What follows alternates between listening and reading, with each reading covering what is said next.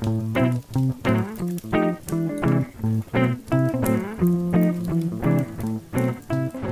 welcome to Off the Shelf Book Talk with Book Lovers. I'm your host, Betsy Nelson, with my Aunt Kay Johnson. Hey, so, Kay, Betsy. what are you reading? Oh my, Alright. it's been a good month for reading. My big accomplishment was reading Desolation Mountain by William Kent Kruger. Okay. And that was his latest. Okay. And the thing that was such an achievement was I was #1 on the library list. You're getting really good at that. You had Daniel Silva last month, and now you got this one. Well, the key is to sign up months in advance. As soon as the new book is out there, or information about the book is, the library will often have it posted as coming, and then you can order it and be number such and such. But if you're a William Kent Kruger fan of his protagonist, Cork O'Connor, this is a good one because it deals with the family and a lot of reoccurring characters, and I thought it was one of his better books. Okay. And so I recommend it. So what are you reading? I just finished The Death of Mrs. Westaway. Was that good? Yes, the new Ruth Ware book. I'm going to get it today. Oh, yeah? She wrote The Lying Game. She wrote Woman in Cabin 10, which I talked about on the last episode, I believe, and also In a Dark, Dark Wood, or like her big books.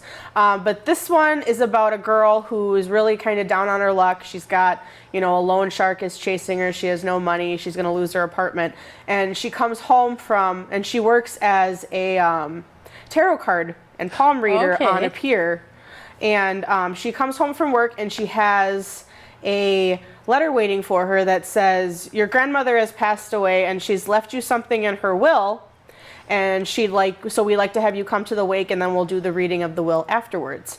Well, she goes back and looks, and the name of her grandmother does not match the name of this woman. So she's like, well, this isn't my family, but I'm named in the will, so maybe I can go and I'll get a little money.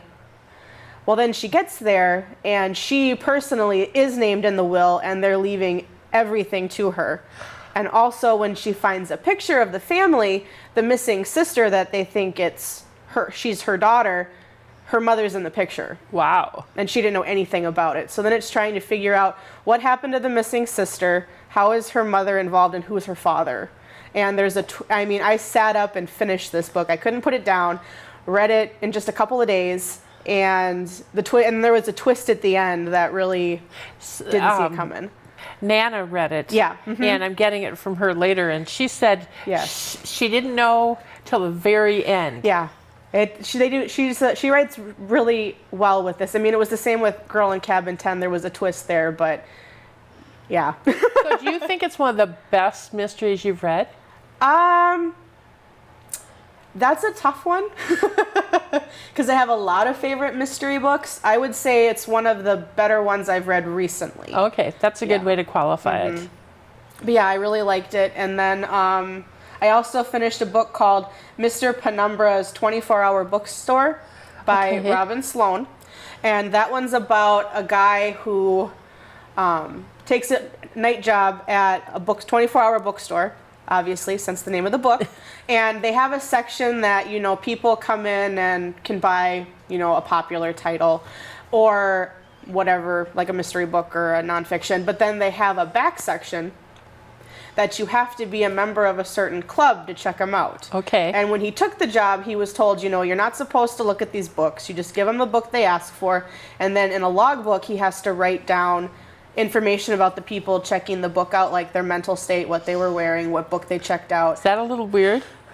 A little bit, you'd think. Yeah. No, it's just a normal thing for a library worker. Anybody coming in asking for a book, you write down what they're wearing, their mental state. And then he's not supposed to look at them. Well, then one night his friend comes in, and of course he goes, well, you've never looked at these books? And he's like, no. So of course his friend goes back and grabs one, and from there off, the book takes off figuring out what kind of group it is that's involved with these books and what the secret behind them is. Is it interesting? Yeah, it was. I listened to the audiobook, and that was really good. And it kind of plays into my geek side of things because, you've got two friends who used to play Dungeons and Dragons together, and so they'll refer we're going on a quest, and you're this person, you're this, and Okay. yeah. So it really played into that side, which I liked, and it was just a fun, quick book to listen to, which was Okay. nice.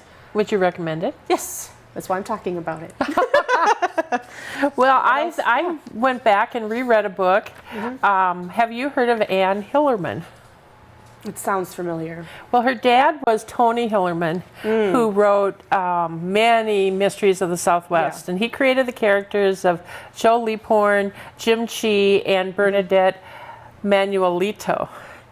And when he died in 2008, his daughter took over the characters and cool. continued writing about them. And so she has 4 books out. One is Spider Woman's Daughter, Rock with Wings, Song of the Lion, and Care of the Bones. Okay. And they're all really good.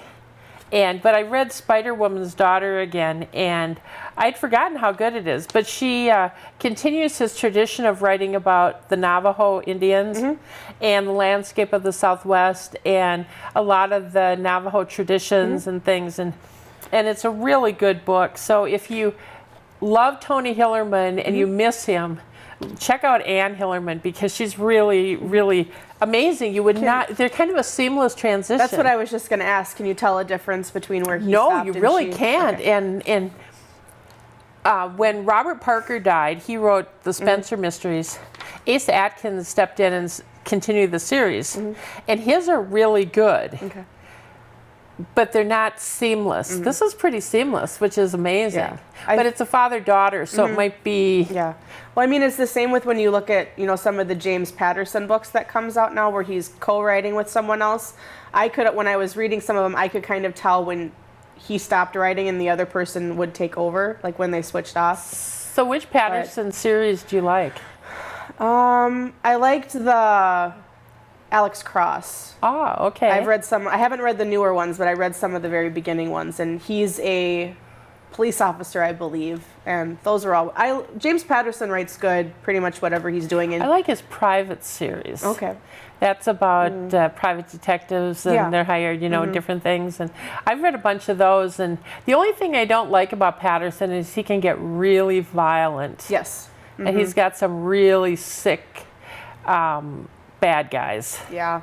And that's the only thing that pushes me a little more than Yeah. what I really enjoy reading. I liked I don't remember the name of it, but it was about, I think he made them into young adult books, the Maximum Ride series. Yep. And so they're basically kids with wings. Yep, that are is. like part bird. Yep, I read the And first one. That was really good. I liked that one. And I think that's the first Patterson I read. And then I read some of the, like the number ones, The First to Die, Second Chance, all of those. They kind of, but I kind of stopped out on those two. He's one that can really churn them out too. Oh, It's like my every time you go goodness. by a bookshelf, There's a new James Patterson looking at you. I was impressed, though, that he teamed up with Bill Clinton this summer, Yeah. for The President is Missing.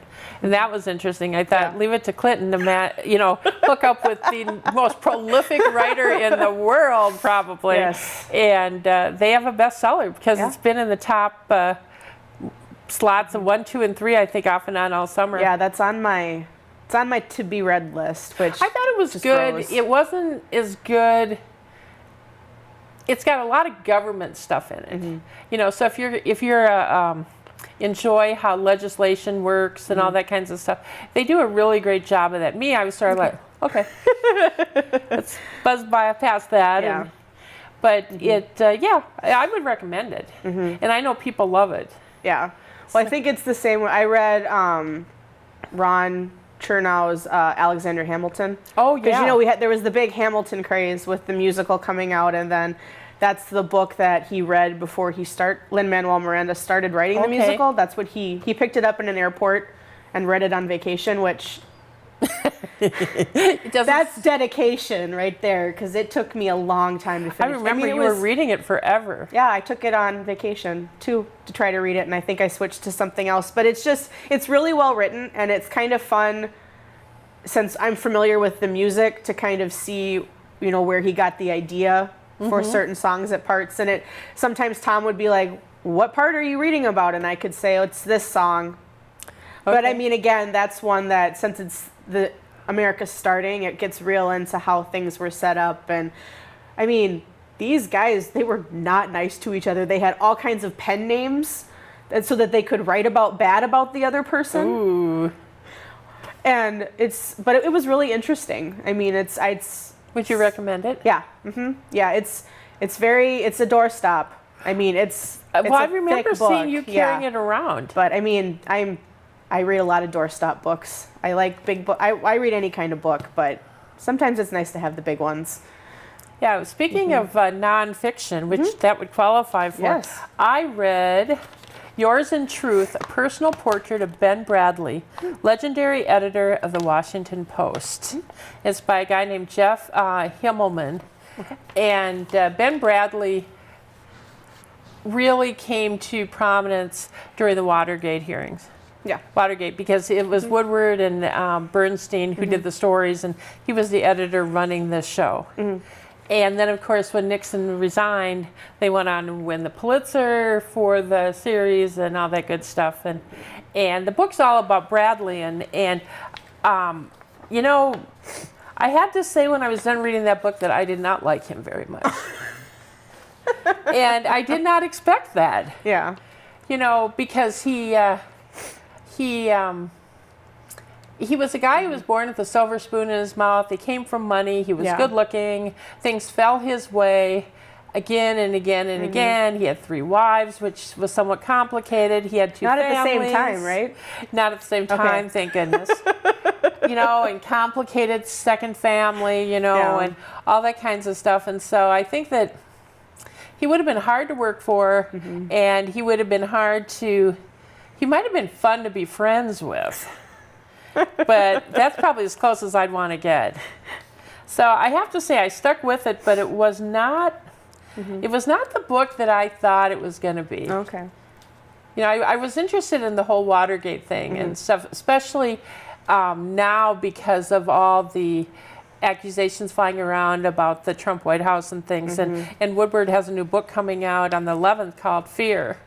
And they're talking a lot about that and comparing it to Watergate and all that stuff. So I thought, well, I'd like to know about Bradley. And well, I know a lot about Bradley, but You don't like him. I left feeling that, I don't know, I just don't know if I would like him or not. Yeah. So that was kind of strange.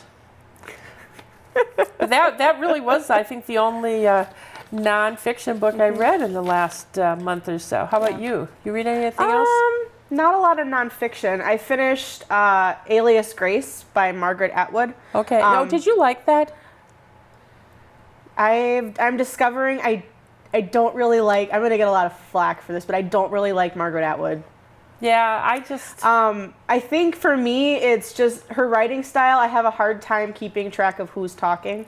Oh, okay. Because she it's not like, you know, some books, there's spaces where like they're talking and then there's the next paragraph. These are sort of run-on pages sometimes. Oh, would that be annoying? So I kind of would have to flip back and figure out who was talking. But it was an interesting book. It's the story of a psychologist who's meeting with a woman who has spent most of her life in jail because when she was 15, she was convicted of murdering her boss and his mistress. And so there's a group that's trying to get her off because she says that she has no memory of anything that happened. And this book recently was made into a miniseries on Netflix. And the miniseries actually does a really good job of staying very true to the book. Okay. And was the miniseries better in that case? Yes. Yeah, I think it was easier for me to kind of follow and track what was happening. They did a very nice job with it, I thought. And I did like Alias Grace better than I liked The Handmaid's Tale, which is the other book that's also that was recently made into a series on Amazon Prime, I believe. And but I thought Alias Grace was better, in my opinion, than Handmaid's Tale, which again, I'm probably going to get. People aren't going to like me for what I just said. Because people are really, I think you're either a really big Margaret Atwood fan or you don't like her. I don't think there's much middle ground on it. But yeah, that was good. I think there's been a lot of books recently, it feels like, that have been made into TV series or movies, and I think it's, especially in the last just couple of months, it's really seemed like it's picked up. Guernsey Literary, Yes. the Guernsey Literary and Potato Peel Society, that's a mouthful. Yes. Comes to mind because last time we were here, we talked about it, that would be coming out, Yes.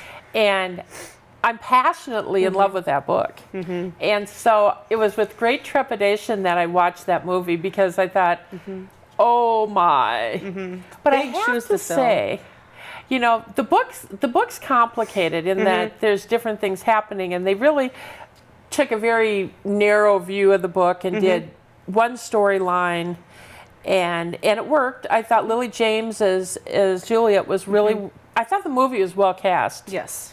And I love the pictures of Guernsey. I thought the landscape and the cinematography was really beautiful. But then, like, her fiance Mark, he was nicer in the movie than in the book. Yeah.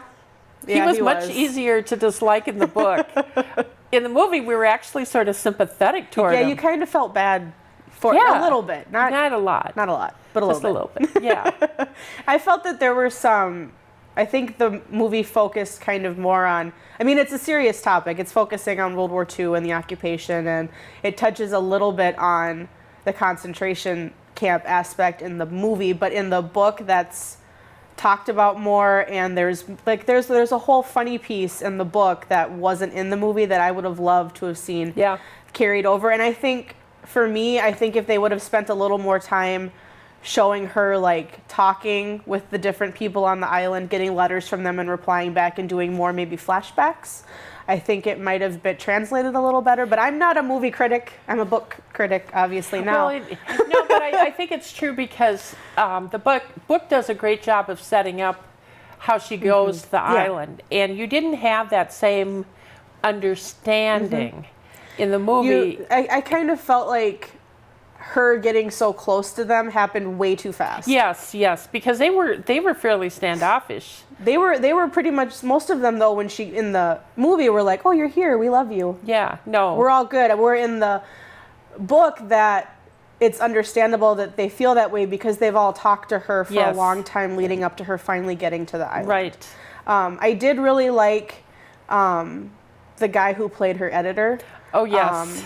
I can't think of the editor's name right now, but the actor was in the second season of The Crown. Oh, on Netflix. He was also in Downton Abbey, I think. Oh, okay, yep. He plays Princess Margaret's husband. Snowden? Yeah, yep. He plays him in the Crown, but I thought he was really good. Yeah, I thought the whole movie was really well cast. I think you get, when you have books like this that book lovers read and get really passionate about. You know, you have the Harry Potter series, Lord of the Rings, you know, people have an image in their mind of what these characters are. And I think it's a very hard line for the directors and the casters and the writers to write them so that it's true to the character. And you don't always get that.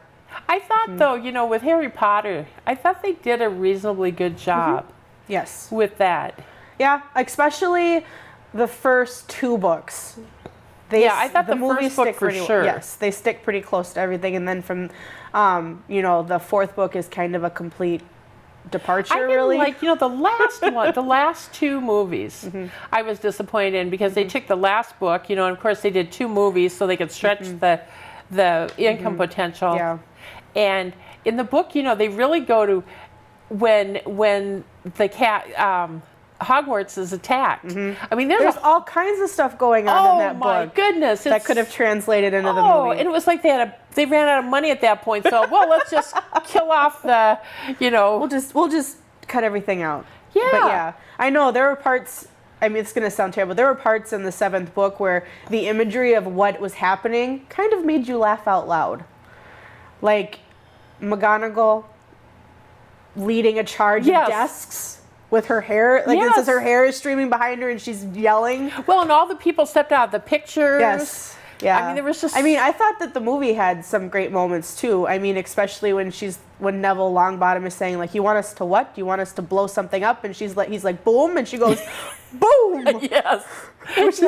But I do think movies have a hard time books have a hard time becoming movies. Oh, I think so too, and you're really in trouble if you see the book, read the book first, because then you're really, I was making a list today of books to mirror movie series.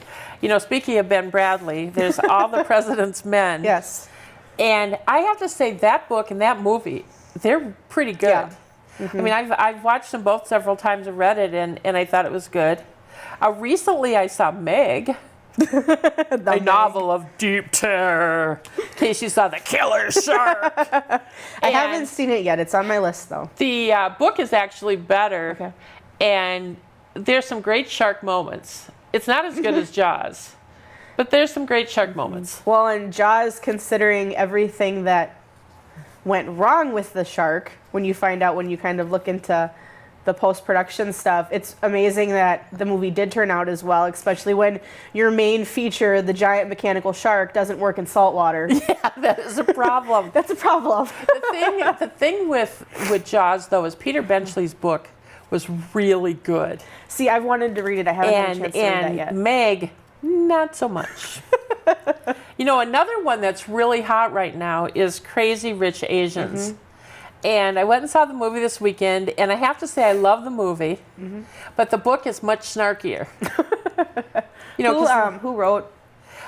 Kevin Kwan. Kevin Kwan. Okay. And there's 3 books. Oh, okay. But they've shot the first one as a movie, and I think there's obviously a sequel coming. Probably. But the movie, the premise is this, it's all Asian actors, and this Asian guy is in love with this Asian woman in New York, and she's a finance professor, and I don't exactly know what he is, but when he invites her to go to Singapore to a wedding he's going to be in, and he just does not mention that he's the most eligible bachelor in the Far East and that his family is billionaires. I mean, how do you not mention that? Well, it's like all those other movies where they just don't mention they're a prince. Yes. Or, Well, president's in this kid. one, his mother is Major Snark. Oh. And his grandmother's pretty nasty, too. And but, she holds her own, and you got to give it to her. I thought it was good, and yeah, it was a really good movie. I think that's why so many people are going to it. It's kind of a true romance comedy. Yeah. They haven't made a lot of those real recently. Well, one of the reviewers I looked up said he compared it to something with Seattle. Sleepless in Seattle? Thank you, with Tom Hanks and Meg Ryan. Because it's, sort of sad, and, it all works out in the end. And the one thing I will say about Crazy Rich Asians, though, those people know how to spend money. I mean, the clothes are fabulous. Oh, yeah. The decor, I mean, everything is just so nice. And the parties, like for this gal's bachelorette party, let's go shopping. Let's go to the spa. And boy, they do it up right. So, Yeah. Have you ever had an instance where you liked the movie better than the book? Oh boy, I have to think about that for a while. I think I have. Okay, I've had one for sure. There's a book called the Jane Austen Book Club. Okay. And that was made into a movie. And I prefer the movie to the book, but I think it's because I didn't really like the ending of the book. Well, they And usually change those. It's true. They did in this case. And that was a good thing? It was a good thing. Martha Stewart always says it's a good thing. Yeah. But I thought, personally for myself, I just liked the way the movie wrapped everything up better. So that's just my opinion on it, though. But I have a hard time liking the movies better, but that's the only one that I can think of for sure off the top of my head. I'd have to really think about that. Maybe for the next episode I'll come up with one. But boy, that's a tough one. Yeah. Well, But if you're watching this, feel free to contact us and tell us if you have a favorite book that's been turned into a movie, if you like the book better than the movie or the movie better than the book. Yes. Yep, you can, we have a Facebook page. We are also on Twitter and Instagram. Or you can send us an email at offtheshelfbooktalk@gmail.com. Or you can always reach out to HCVN as well, and they can let us know what you send in. Now, Betsy, we had some people contact us with suggestions for books. Yes, we have had quite a good response, which is good. We had I asked what kind of books were people's favorites. Amanda Byrne gave us Anything by N.K., if I can read my own writing here, Jessam. We had The 1 in a Million Boy by Monica Wood, which was given to us by Connie Lambert. Okay. Winnie the Pooh by A.A. Milne, which was Mary Ellen Sandberg. And then I'd asked what kind of books people enjoy reading with their kids. Oh, yeah. Growing up and that kind of piece. And I got the Pickle Chiffon Pie by Jolly Roger Bradfield. I don't know what that one's about. Me either. The Junie B. Jones books, Dinosaurs Bin Kit by Sandra Boynton, Little House on the Prairie by Laura Ingalls Wilder, and the Redwall Abbey series by Brian Jacques. And so those were all kind of given to us through our Facebook page and Instagram. So again, if you have books you love, please feel free to let us know, and we can add them to our to be read list, or if we've read them, obviously we'll love to talk about them. And if you're trying to write down the name of all the books we've talked about today, Betsy's already done it for you. So you can find that on our Facebook page, Betsy? Yes, it'll be once the episode is available through the TV and through the Leader website, as well as the YouTube video. I will put up a note on our Facebook page with all the information there as well. So on that note, until next time, thank you.